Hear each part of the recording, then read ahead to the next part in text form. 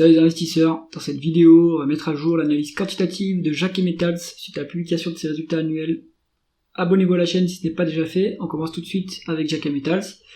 Donc on est sur une market cap de 422 millions d'euros.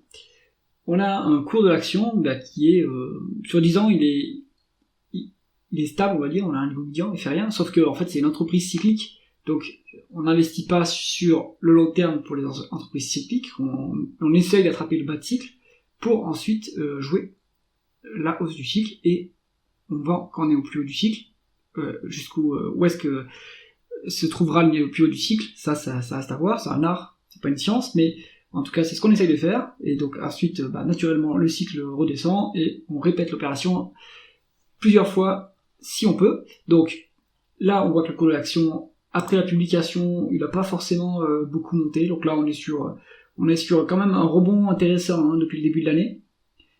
Donc est-ce que c'est le moment d'investir sur Jacques Metals? C'est ce qu'il est encore temps d'investir sur Jacques Metals? Est-ce qu'on est déjà en haut du cycle ou pas? On va regarder ça. Alors le chiffre d'affaires, est-ce que c'est important le chiffre d'affaires? Pas vraiment, on va être dépendant du prix de l'acier, on va être surtout dépendant du volume, donc on sait que c'est cyclique. En médiane, on voit qu'il y a de la croissance quand même, on est sur 6,2% de croissance. Et ce qui est intéressant pour Jacques Metals, c'est que ils arrivent à faire des acquisitions en bas de cycle, donc ça permet d'améliorer le maillage territorial de l'entreprise, puisque c'est une entreprise plus de services que industrielle. On est sur une stratégie de maillage du territoire pour servir ses clients qui sont des petits clients en fait, très atomisés. Donc l'expertise du management, c'est de faire des acquisitions en bas de cycle. Donc on voit qu'ils arrivent à en faire, ils en ont fait par exemple en 2023, où on commençait déjà à être en bas de cycle, après la forte hausse de 2021-2022.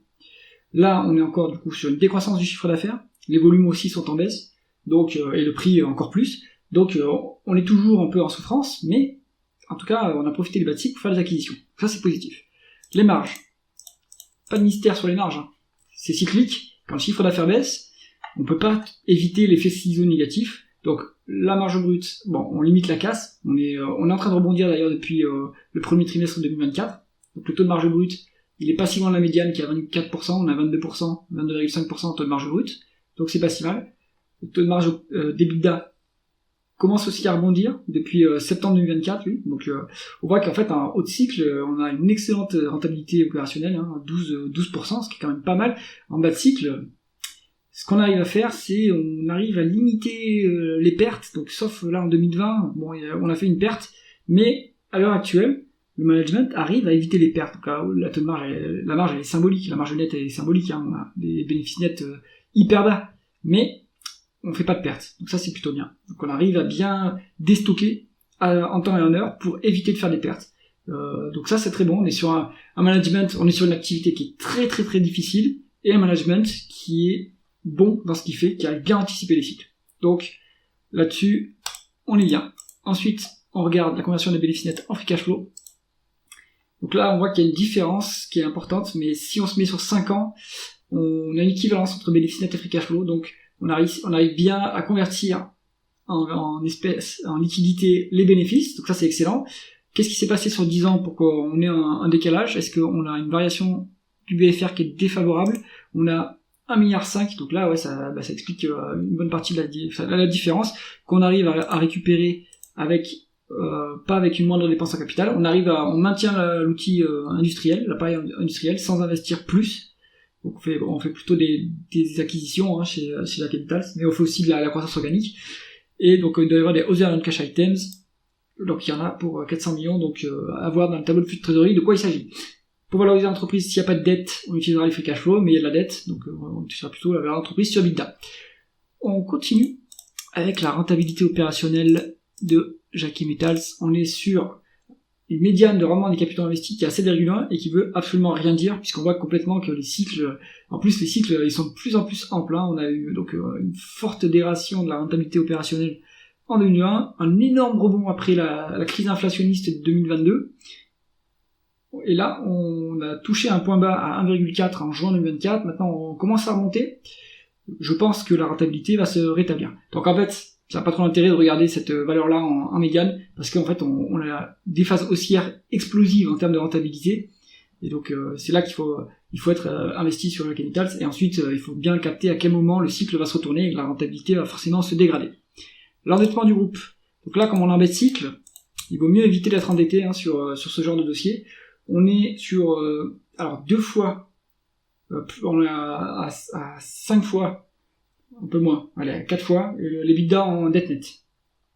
Mais, alors l'EBITDA qui est affiché ici, ouais, il est bon, mais on voit que l'EBITDA en fait il est cycliquement bas. En fait, il faut normaliser ces EBITDA. Si on normalise, bon, le communiqué du groupe nous indique qu'on est endetté à moins de 2 fois l'EBITDA, donc ça, déjà c'est une chose. Et là on est à peu près un peu plus de 2 fois si on prend la médiane. Bon, la dette nette est plus basse que ce qui est indiqué ici. Il y a des loyers en plus, c'est pour ça que en fait la dette nette est aussi élevée. Il y a certains sites qui sont loués, dans les FRS 16 ça rentre dans l'endettement. Moi, ce que je vous dis, c'est qu'on est moins endetté que on est endetté à moins de 2 fois l'EBITDA sur Jacques Metals. Pas de risque sur le bilan. Ensuite, la rémunération d'actionnaire. Ben là aussi, elle est cyclique. On n'est pas sur un dossier dividende, on est sur un dossier dividende cyclique, si on peut s'exprimer ainsi. Donc, sur 2024, on a versé 4 millions de dividendes, donc ce qui est rien, comparé à ces 1% de rendement, moins de 1% de rendement du dividende. On avait les moyens de le verser, maintenant en fait on vient gonfler la trésorerie plutôt que de verser les dividendes, et c'est sain en fait. Ce qu'on fait par contre, on gonfle la trésorerie et on fait des rachats d'actions, et ça c'est très intelligent parce qu'on va le voir, il y a une décote chez Jacques Metals, donc on rachète des actions depuis 2020 assez structurellement, ça c'est très très bien. Le rendement d'actionnaire qui est calculé par Coifin, il est à 1%. Bon, je sais pas où est la vérité sur cette métrique-là, mais en tout cas, on profite des rachats d'actions qui est l'allocation judicieuse du capital. Maintenant, on va regarder la valorisation du groupe. 2 façons de regarder pour Jacques Metals. Donc, alors, si on regarde en PER, on va se dire, oh là là, bulle complète, 72 fois. On a vu que les bénéfices étaient cycliquement bas. Ce qui compte sur Jacques Metals, c'est plutôt la génération de cash flow. Donc déjà, il faudrait regarder plutôt en free cash flow. Donc là, on a 3,6 par rapport à la médiane de 6, donc presque 50% de décote. On peut regarder plutôt en valeur d'entreprise sur EBITDA, si on veut. Là aussi, l'EBITDA est cycliquement bas. Donc en fait, ce qui fait foi, c'est plutôt en effet les free cash flow. Mais donc ça, c'est un indicateur. Il vaut mieux les free cash flow, c'est plus juste pour valoriser Jacques Metals. Donc il y a une décote. Et l'autre décote qu'on peut avoir, c'est la décote par rapport d'une part aux actifs tangibles. Donc ici, on est toujours décoté. On a payé toujours moins d'une fois les actifs tangibles chez Jacques Metals. Donc on a une marge de sécurité de 30%. C'est-à-dire qu'on ferme l'entreprise, on rembourse la dette, etc. Il reste du cash. Et si on veut être plus précis sur la valorisation, on va regarder les inventaires. Donc, est-ce qu'on a l'inventaire du dernier trimestre? On l'a, c'est magnifique. On a 615 millions de stocks. Quelle est la market cap? On l'a ici, 421. Donc, si vous faites la market cap divisé par les stocks, vous avez 30% de décote. Donc, Jacques Metals, marge de sécurité via les stocks, marge de sécurité via les actifs tangibles, et même marge de sécurité par rapport au free cash flow. Moi, donc je suis investisseur, attention, mon avis peut être biaisé, je suis investi chez Jacques Metals, je pense continuer à renforcer si j'ai des liquidités, et mon objectif cible, à partir duquel je commencerai à alléger ma position, c'est 30% plus haut, donc si on arrondit, 26 €. Donc à ce niveau-là, là, à peu près, on va commencer à tranquillement alléger Jacques Metals. Voilà, donc des gains de 30%, j'ai déjà peut-être 10% de plus-value, donc voilà, potentiellement 40% de plus-value sur ce dossier au total, si mon cours cible est atteint, voire dépassé. J'espère que cette analyse vous a intéressé. Si c'est le cas, mettez un pouce vers le haut et pensez à vous abonner à la chaîne. À bientôt.